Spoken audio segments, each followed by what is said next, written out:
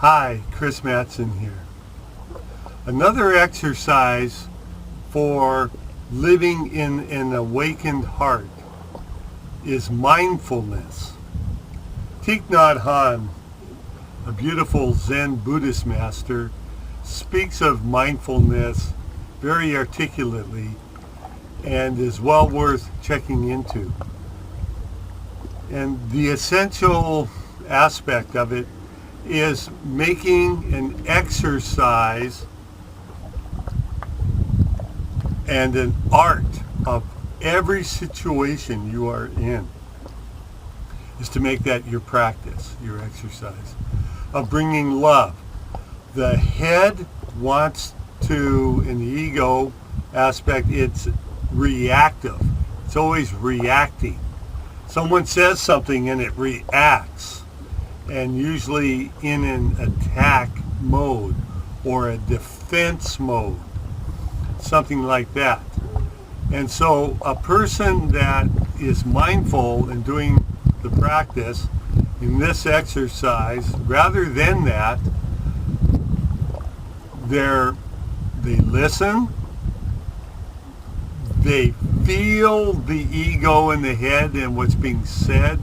They recognize the energy, but rather than react, what they do is they deactivate that energy field within them and activate love. And so they're coming back to that person or whatever with love, knowing that, in other words, creating the solution.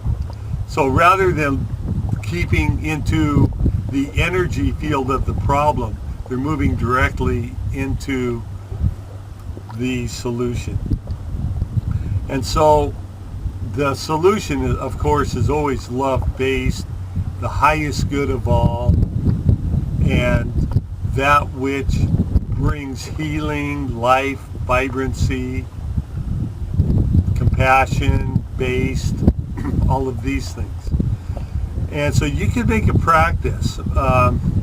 So for instance, you're driving and you're in a hurry, but somebody, you could tell they want to cut you off or go ahead of you. The practice then is simply let them. It's okay. Just allow them that. A practice is, say there could be one piece of organic apple pie left and you want it, but the person next to you may want it. And so before just grabbing it, you make a practice of asking around, does anybody want this? And then if somebody does, you enjoy it as much through just the watching them enjoy it. That's the practice.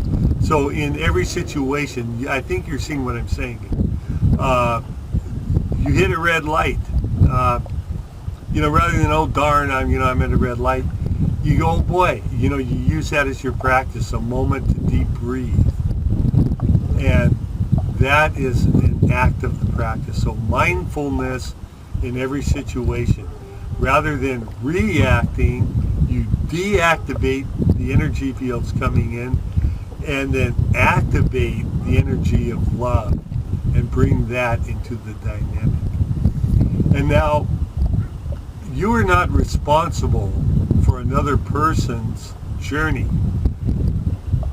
You are responsible for your own energy field and what you put out though. And so part of the mindfulness is allowing them to have their experiences, whether they're negative, anxious, stressful, whatever. You've given them the medicine, and whether they take it or not is their journey. We do know that pain pushes until passion pulls, though. Michael Beckwith has so eloquently spoken about that.